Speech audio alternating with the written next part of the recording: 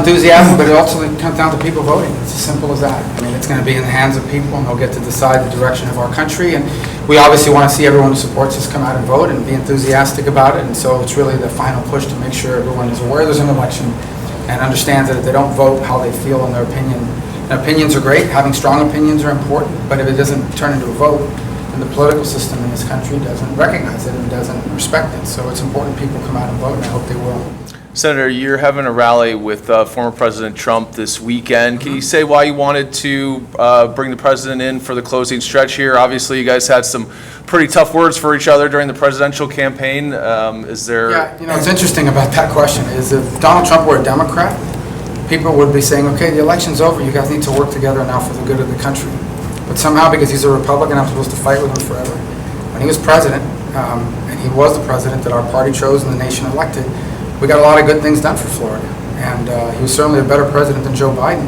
He also happens to be a Florida resident who now votes in the state, so there's at least a couple votes in that household I'd like to have.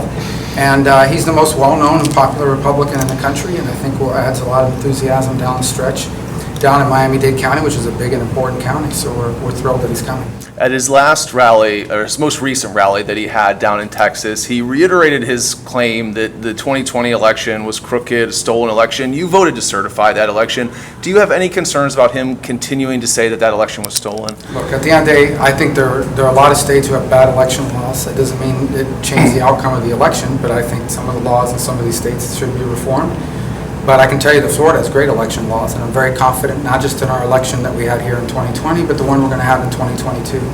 And if more states had laws like Florida's election laws, we wouldn't have as many problems in the country. And at the end of the day, the two things about elections is you have to have the count right. Obviously, that's important, but you also have to have public confidence.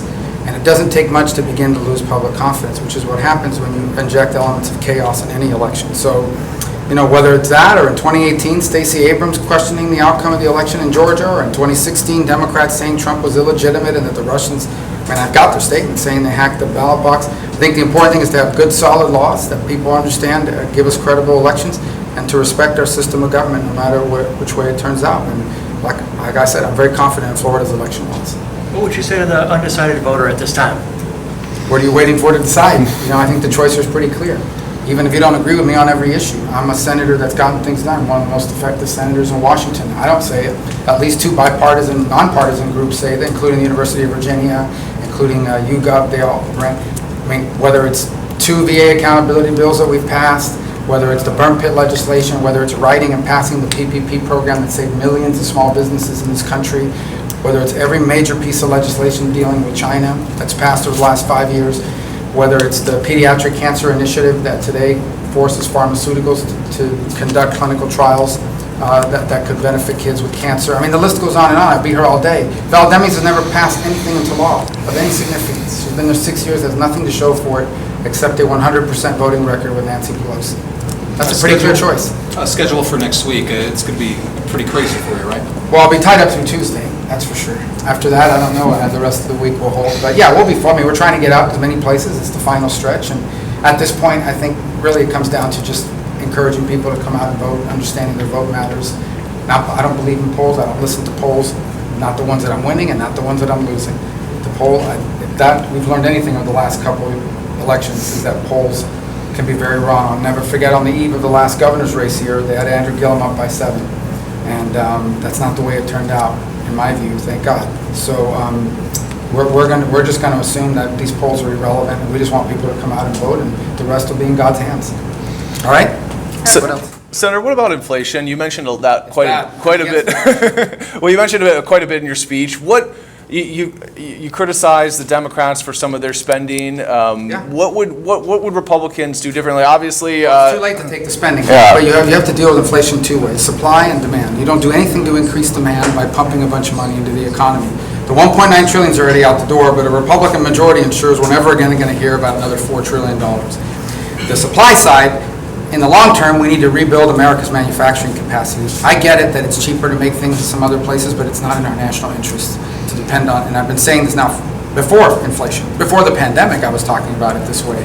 There are times in which the market outcome would lead you to making something in another country, but that's not in our national interest. It's not in our national interest to rely on China for our pharmaceuticals, for our rare earth minerals.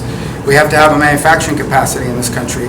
But we also have to produce energy. Energy is the core cost behind everything that we do in this country, and that includes manufacturing. And we have the ability to generate energy in a way that's clean, even as new tech. I have nothing against powered cars. I have nothing against any of these other things. Technology's advanced tremendously and continues to advance, but we can't make the mistake Europe made of dismantling their portfolio, relying exclusively or extensively on two things: natural gas from Russia and these renewables. Russia cuts them off and they face catastrophe. We can't find our way in that position here.